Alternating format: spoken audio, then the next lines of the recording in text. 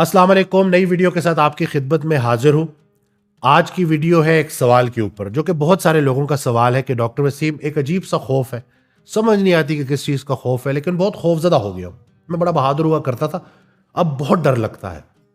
تو خوف کے متعلق رسول اللہ صلی اللہ علیہ وآلہ وسلم کی ایک بڑی پیاری حدیث ہے جس کا مفہوم ہے کہ اللہ تعالیٰ نے کسی بھی انسان کے لیے دونوں جگہوں پہ خوف نہیں رکھے، یعنی کہ اس دنیا میں بھی اور آخرت میں بھی۔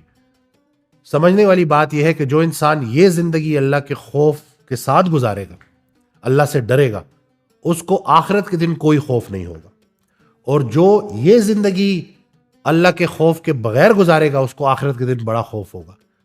تو یہ بڑی ایک موٹیویشنل سی حدیث ہے کہ جو انسان بھی خوف کو ڈائریکشن دے گیا، یعنی کہ جیسے بچہ نیند میں ڈر کے جاگتا ہے تو ماں کو پکارتا ہے، ویسے ہی انسان جب زندگی سے ڈر کے اللہ کو پکارے تو اس کو بات سمجھ آ جاتی ہے۔ اللہ کے ڈر کی ایک بہت پیاری بات یہ ہے کہ اللہ کا خوف جو ہے نا، وہ آہستہ آہستہ اللہ کا شوق پیدا کرتا ہے، اور جب اللہ کا شوق پیدا ہو جائے تو وہی انسان جو ڈر رہا ہوتا ہے وہ حاصل کو محرومی سمجھنے لگتا ہے، اور محرومیوں میں حاصل کو تلاش کرنے لگتا ہے، حاضر کو غائب سمجھنے لگتا ہے اور غائب کو حاضر سمجھنے لگتا ہے۔ یہ واردات جب انسان پہ ہوتی ہے اور جب اللہ اپنے راستے پہ انسان کو لے کے چلتا ہے تو سٹارٹ میں تو بڑی دشواری آتی ہے، لیکن آہستہ آہستہ چونکہ اللہ بھی ساتھ ساتھ آپ کے چلتا ہے، آپ کے قریب ہوتا ہے، تو وہ مشکلات پھر انسان کے اوپر بھاری نہیں ہوتی۔ قرآن کی ایک آیت ہے جس کا مفہوم ہے کہ قیامت والے دن، آخرت والے دن لوگ پوچھیں گے ایک دوسرے سے کہ تم کتنا عرصہ دنیا میں رہے تھے؟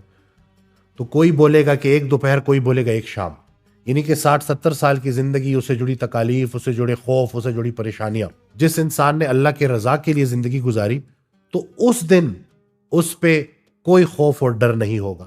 تو چھوٹے ڈر کو بڑا ڈر ختم کرتا ہے، اور کسی بھی انسان کے لیے، مسلمان کے لیے سب سے بڑا ڈر یہ ہے کہ اللہ ناراض نہ ہو جائے۔ اور حضرت واصف علی واصف رحمۃ اللہ علیہ کی بڑی پیاری ایک بات کہ انسان کا جو دل ہے نا وہ آنکھ میں آ جاتا ہے، اور جب دل آنکھ میں آ جائے نا تو دل میں بھی آنکھ پیدا کر دی جاتی ہے۔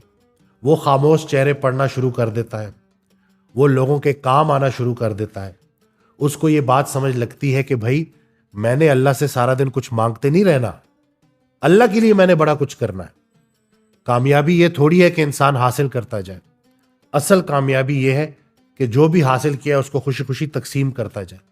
ہم آدھی بات سمجھے ہیں، اسی لیے ہمیں خوف ہوتا ہے۔ خوف کیا ہوگا؟ جو حاصل ہے وہ چھن جائے۔ دیا کس نے تھا؟ اللہ نے، تو کیا وہ واپس لینے کا حق نہیں رکھتا؟ تو لیتے ہوئے جب آپ کو اتنی خوشی ہو رہی تھی تو وہ نعمت لوٹاتے ہوئے اتنی تکلیف کیوں ہو رہی ہے؟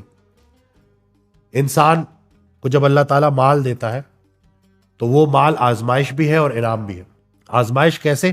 کہ اگر وہ اس کو جمع کرنا شروع کر دے، خیال کا فرق ہے نا، فوکس چینج ہے انسان کا۔ اگر فوکس دنیا ہے تو ظاہر سی بات ہے جب بھی وہ خرچ کرے گا اس کو تکلیف ہوگی، لیکن اگر فوکس آخرت ہے تو جب بھی وہ خرچ کرے گا تو وہ اس نیت سے خرچ کرے گا کہ اللہ نے جو مال مجھے دیا تھا اس کو میں خالصتاً اللہ کی رضا کے لیے خرچ کر رہا ہوں، اور جیسے اس نے پہلے دیتے ہوئے کوئی کمی نہیں کی تو اب خرچ کرنے کے بعد وہ کیا کمی کرے گا۔ تو انہی چیزوں کو اگر ہم پریکٹس کرنا شروع کر دینا تو یہ خوف آہستہ آہستہ شوق کی شکل اختیار کر لیتا ہے۔ جیسے کہ قرآن پاک میں ہی ہے کہ جو شہداء ہیں ان کا مقام اللہ تعالیٰ نے بیان فرمایا ہے، اور اللہ مائنڈ کرتا ہے کہ ان کو مردہ مت کہو، وہ زندہ ہے اور میری طرف سے رزق حاصل کر رہے ہیں۔ یعنی کہ جو زندہ ہے ان کو اللہ تعالیٰ یہ ارشاد فرما رہا ہے کہ جو شہید ہو گئے ان کو مردہ مت کہو۔ تو اب مجھے بتائیں کہ پھر زندہ کون ہے؟ تو فرق صرف فوکس کا ہے کہ جن کو اللہ کے راستے کا شوق عطا ہوتا ہے پھر وہ اتنا خرچ کرتے ہیں، اتنا خرچ کرتے ہیں کہ اپنی زندگی کو بھی خرچ کر دیتے ہیں۔ ہم اسی کا مال ہیں اور اسی کی طرف لوٹ کے جانے والے ہیں۔ تو بس ذرا سی اگر یہ بات سمجھ لگ جائے تو یہ جو خوف ہے یہ شوق کی شکل اختیار کر جائے گا۔ ویڈیو شیئر کرنا نہ بھولیے گا، دعاؤں میں یاد رکھیے گا۔ اللہ حافظ۔